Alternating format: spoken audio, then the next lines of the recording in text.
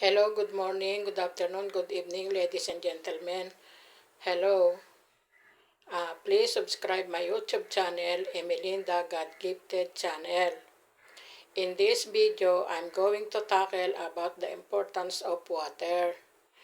Do you know that the water is very important to our body?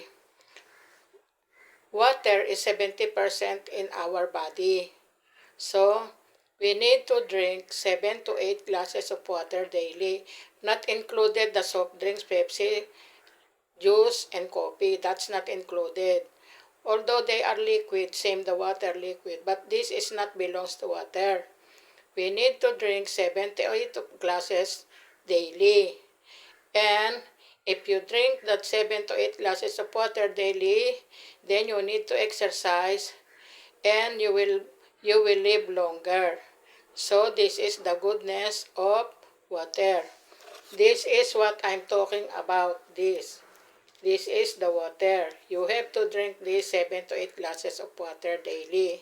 So till here, and this is the completeness of my video. Thanks for watching. Goodbye. God bless you. Bye-bye.